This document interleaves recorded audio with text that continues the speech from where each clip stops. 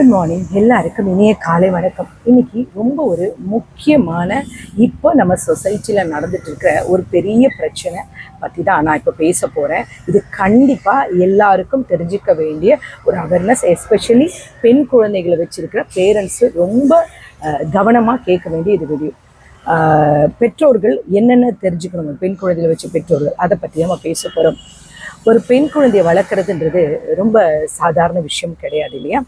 அது ஒரு பெரிய ஒரு டாஸ்க் மாதிரி, அது ஒரு பெரிய பொறுப்பு, அது ஒரு நம்பிக்கை, அது ஒரு பாதுகாப்பு இல்லையா? இன்னைக்கு இந்த உலகத்தில் பார்த்திங்கன்னா, இந்த நடைமுறை சொசைட்டியில் நம்முடைய குழந்தைகள் ஃபேஸ் பண்ணுற ப்ராப்ளம்ஸும் ஸ்ட்ரகிள்ஸும் கொஞ்சம் நெஜம் கிடையாது இல்லையா? ரொம்ப அதிகமாக இருக்குது. ஒரு ஸ்மால் மிஸ்டேக் கூட ஒரு பெரிய ப்ராப்ளமாக மாறி அந்த குழந்தையோட லைஃப்பையே வேனிஷ் பண்ணுற மாதிரி இருக்குது.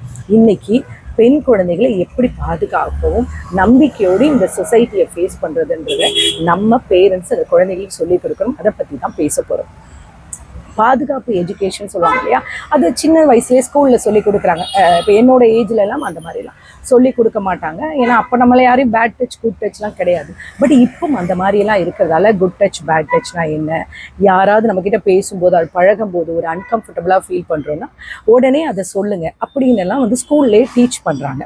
ஓகே, அது சில குழந்தைகள் பேரண்ட்ஸ் கிட்ட இதெல்லாம் சொல்கிறதுக்கு பயப்படும். அதுவும் இருக்கக்கூடாது. அது ஒரு கான்ஃபிடென்ஸாக அந்த குழந்தை சொல்லணுன்றதை நம்ம சொல்லி கொடுக்கணும். பல நேரத்தில் குழந்தைகள் பயத்திலேயே சில விஷயங்கள் சொல்ல மாட்டாங்க. ஏன்னா அந்த குழந்தைகள் பேசுகிறத காது கொடுத்தே சில பேரண்ட்ஸ் கேட்க மாட்டாங்க. ஏன்னா ஏதாவது ஒரு சொல்ல வந்தாலே இல்லை உடனே எரிச்சலாக வருது, ரஃப்பாக ஹேண்டில் பண்ணுறது, உனக்கு வேறு வேலை இல்லைன்னு சொல்கிறது. இல்லைன்னா அவங்க ஹஸ்பண்ட் அண்ட் ஒய்ஃப்குள்ள ப்ராப்ளம் இருக்குல்ல, இந்த குழந்தைய கேர் பண்ணுறது இல்லை. அதனால அந்த குழந்தை தனக்கு ஏற்பட்ட பிரச்சனை சொல்கிறதே கிடையாது இல்லையா? அதனால தான் அந்த குழந்தைங்க கிட்ட ஒரு அவேர்னஸ் ரொம்ப ரொம்ப முக்கியம். ஒரு சைல்டு எதை ஷேர் பண்ணணும் கம்ஃபர்டபுளாக இருக்கும், யார்கிட்ட ஷேர் பண்ணால் கம்ஃபர்டபுளாக இருக்கும். எப்போ நம்ம என்ன சொல்கிறோம் பேரண்ட்ஸ்னால், நான் எப்பவும் உங்ககிட்ட தான் இருக்கேன், நீ என்ன நடந்தாலும் என்கிட்ட சொல்லு அப்படின்ற ஒரு ஃபீலிங்ஸை நம்ம குழந்தைகளுக்கு கொடுக்கணும். இது ஆண் குழந்தையாக இருந்தாலும் சரி, பெண் குழந்தையாக இருந்தாலும் சரி, நம்ம சொல்லணும். ஒரு குழந்தை ஒரு சின்ன விஷயத்தை நம்மக்கிட்ட சொல்கிறதுக்கு பயப்பட்டா ஒரு பெரிய விஷயத்தை எப்படி அந்த குழந்தை சொல்லும்? அப்போ மிஸ்டேக் யார்கிட்ட இருக்குது?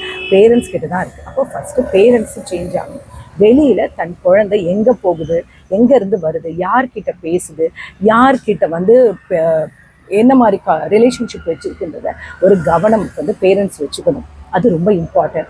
ஒரு பெண் குழந்தை கான்ஃபிடென்ஸோடு இருந்ததுன்னா அந்த கான்ஃபிடென்ஸ் தான் அந்த குழந்தையோட ஒரு பிக்கெஸ்ட்டு ஒரு ப்ரொடெக்ஷன் அண்ட் அது ஒரு பாசிட்டிவான ஒரு விஷயம். அந்த குழந்தைக்கு நம்ம சொல்லிக் கொடுக்கணும். நோ சொல்கிற விஷயத்துக்கு நோ சொல்லணும், எல்லாத்துக்கும் அக்செப்ட் பண்ணிவிட்டு டாலரேட் பண்ணிட்டு போகணும் அப்படின்னு சொல்லி கொடுக்காதீங்க. அவங்களுடைய வாய்ஸ் ரொம்ப இம்பார்ட்டன்ட் சொல்லிக் கொடுங்க.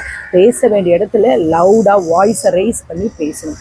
சொல்ல வேண்டிய விஷயத்தை தெளிவாக கிளியராக சொல்லணும்னு சொல்லி கொடுங்க. புரியுதுங்களா? இன்றைக்கி உலகத்தில் குழந்தைங்க கிட்ட மொபைல் அண்ட் சோஷியல் மீடியா இதோட இன்ஃப்ளூயன்ஸ் ரொம்ப அதிகமாக இருக்குது. ஒரு பார்ட்டில் அது யூஸ்ஃபுல்லாக தான் இருக்குது. அட் த சேம் டைம் அது டேஞ்சராகவும் இருக்கும். அது மூலமாக எத்தனையோட குழந்தைகள், ஆண் குழந்தைகளாகட்டும் பெண் குழந்தைகளாகட்டும், வாழ்க்கையை இழந்துட்டுருக்காங்க. இழந்து போயிருக்கிறதெல்லாம் நம்ம ஒவ்வொரு நாளும் படிச்சுட்டு இருக்கோம். நம்ம பேரண்ட்ஸ் என்ன பண்ணுறோன்னா, நம்ம அவங்கள கவனிக்காமல் அவங்களுக்கு ஒரு மொபைல் ஃபோனோ ஏதோ ஒன்று வாங்கி கொடுத்துட்டு குழந்தை ஹாப்பியாக இருக்குது, அவ்வளோ ஒரு பர்த்டே செலிப்ரேஷனில் ஒரு மொபைல் கிஃப்ட் பண்ணிட்டோன்னா அது ஒரு ஹாப்பி அப்படின்னு நினச்சி விட்டுறோம். பட் அந்த குழந்தைய கவனிக்கிறத விட்டுடுறோம். அப்போது அந்த குழந்தை என்ன பண்ணுது, அந்த மொபைல் ஃபோன் வழியாக சோஷியல் மீடியா வழியாக தனக்குன்னு ஒரு உலகத்தை அது தேடிக்க ஆரம்பிக்குது. முதல்ல குழந்தைகளுக்கு அந்த பேரண்ட்ஸ் சொல்லிக் கொடுக்க வேண்டிய விஷயம், ஸ்ட்ரேஞ்சர்ஸ் கிட்ட எப்படி பிஹேவ் பண்ணணும், ஃபேக் ப்ரொஃபைல்ஸை எப்படி செக் பண்ணி அவாய்ட் பண்ணணும், அப்புறம் உங்களுடைய ப்ரைவசியை எப்படி சீக்ரெட்டாக மெயின்டைன் பண்ணணும், எல்லாருக்கிட்டையும் எல்லாத்தையும் ஷேர் பண்ணக்கூடாதுன்றதை சொல்லிக் கொடுக்க மறந்துடக்கூடாது. என்ன தான் ஸ்கூலில் டீச்சர்ஸ் சொல்லிக் கொடுத்தாலும், வெளியாட்கள் சொல்லிக் கொடுத்தாலும், பேரண்ட்ஸ் நம்ம சொல்லிக் கொடுக்கும்போது தான் அந்த குழந்தைக்கு ஒரு கம்ஃபர்டபுள் இருக்கும். நம்ம குழந்தைகள் வளர்ப்பை பார்க்கும்பொழுது நமக்குன்னு ஒரு முறை இருக்கு இல்லையா? அதை சொல்லிக் கொடுக்க மறந்துடாதீங்க. ஒரு சைல்டு ஸ்ட்ராங்காக இருக்கணும்னா எமோஷ்னல் சப்போர்ட் ரொம்ப ரொம்ப இம்பார்ட்டண்டான விஷயம். அவங்க ஃபீல் பண்ணுறதை கேளுங்க. என்ன குழந்தை பேச வருதுன்னு கேளுங்க. இன்றைக்கி ஸ்கூலில் என்ன நடந்தது, இன்றைக்கி காலேஜில் என்ன நடந்தது, இன்றைக்கி ஒரு ஒர்க்கில் என்ன நடந்தது சொல்ல அதை கேளுங்க. குழந்தைங்க ஜட்ஜ் பண்ணாதீங்க. ஆமாம் நீ எப்போவும் இப்படி தான், நீ அந்த குழந்தை பாரு அது அப்படி கிடையாது, இந்த மாதிரிலாம் ஜட்ஜ் பண்ணி குழந்தைகளை ஒரு மாதிரி டீமோட்டிவேட் பண்ணாதீங்க. ஒரு பெண் குழந்தை இந்த உலகத்தில் சேஃபாக இருக்கணும். நம்ம என்ன பண்ணணும்னா அவங்களுக்கு எஜுகேஷனும் அண்ட் வந்து என்ன சொல்கிறது, எஜுகேஷன் மட்டும் போகாது, அதோட நல்ல ஒரு கான்ஃபிடென்ஸ் வேணும், நல்ல ஒரு அவேர்னஸ் வேணும், நல்ல ஒரு சப்போர்ட் வேணும். ஒரு நாள் வரும் அந்த குழந்தை அந்த உலகத்தை ஃபேஸ் பண்ணும். அந்த தைரியம் அந்த குழந்தைக்கு ஒரு ஸ்ட்ராங் இருக்கணும், புரியுதா, ஒரு ஸ்ட்ரென்த் இருக்கணும் அந்த குழந்தைக்கு. ஒரே ஒரு நிமிஷம் யோசிங்க, நம்ம குழந்தைகளுக்கு நம்ம என்ன கொடுக்குறோம்? நல்ல எஜுகேஷன் கொடுக்குறோம், நல்ல மார்க்ஸ் கொடுக்குறோம், நல்ல சொத்தெல்லாம் வாங்கி வைக்கிறோம், ஓகே. ஆனால் சேஃப்டி அவேர்னஸ் நம்ம குழந்தைக்கு கொடுக்குறோமா? கான்ஃபிடென்ஸ் நம்ம குழந்தைக்கு கொடுக்குறோமா? இப்போ இந்த காலத்தில் சொசைட்டியில் என்னெல்லாம் நடந்துட்டுருக்கு, குழந்தைகளுடைய பாதுகாப்பு இல்லாமல் கற்பழிப்பு, கொலை, குழந்தைகளை எப்படி எப்படி வந்து பெண் குழந்தைகளை என்னென்னலாம் இல்லை, எவ்வளவு வரதட்சணை எடுத்து கல்யாணம் பண்ணி கொடுத்தாலும் பெண் குழந்தைகளுக்கு ஏற்படுற பிரச்சனைகள், ஒவ்வொரு விஷயமும் நம்ம கேட்குறோம் இல்லையா? ஒவ்வொரு நாளும் குழந்தைங்க ஸ்கூலுக்கு போயிட்டு காலேஜுக்குள்ளே போயிட்டு ரிட்டர்ன் வர்றதுக்குள்ள ஒவ்வொரு பேரண்ட்ஸ்க்கும் இருக்கிற பதட்டம் கொஞ்சம் நஞ்சம் இல்லை இல்லையா? நம்ம குழந்தைகளை வளர்க்குறோன்றது நம்ம கிட்ட தான் இருக்குது.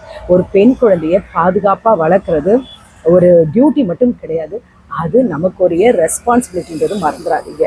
அது நமக்கு ஒரு கமிட்மெண்ட் கூட. நீங்கள் எடுக்கிற இன்னைக்கு ஒரு ஸ்மால் ஸ்டெப்ஸ் தான் அந்த குழந்தையோட ஃப்யூச்சரை பிரைட்டாக இருக்க பண்ணும், அவளுடைய சேஃப்டியை ப்ரொடெக்ட் பண்ணும். ஒரு நாள் கண்டிப்பாக அவள் ஸ்ட்ராங்காக இருப்பாள். என்ன வந்து ஹிண்டரன்ஸ் அவளுக்கு வந்தாலும் எல்லாத்தையும் அவள் ஃபேஸ் பண்ணுவாள். அவள் ஃபியர் இல்லாமல் வாழ்வாள். என்ன ப்ராப்ளம் வந்தாலும் ஃபேஸ் பண்ணுறதுக்கு ஒரு ஸ்ட்ராங்காக இருக்கும். ஏன்னா அந்த நாளில் தான் நீங்கள் ப்ரௌடாக ஃபீல் பண்ணுவீங்க, நான் என் மகளை சரியாக வளர்த்துருக்கேன் அப்படின்னு நீங்கள் ஃபீல் பண்ணுவீங்க. ஒரு பெண் குழந்தைய வந்துட்டு அவள் பாதுகாப்பாக இருக்கிறா அப்படின்னு அந்த ஒரு நிம்மதி தான் வந்துட்டு நம்ம பேரண்ட்ஸ்க்கு கிடைக்கிற ஒரு என்ன சொல்ல ஒரு மிகப்பெரிய ஒரு கிஃப்ட், ஒரு சந்தோஷம். நம்ம இன்னைக்கு கொடுக்குற அந்த பாதுகாப்பும் தைரியமும் தான் நாளைக்கு அவளை இந்த உலகத்தில் வந்துட்டு பயம் இல்லாமல் ஒரு ஸ்ட்ராங்காக வாழ முடியும், அவளால் ஒரு சந்தோஷமான உலகத்தை உருவாக்க முடியும்.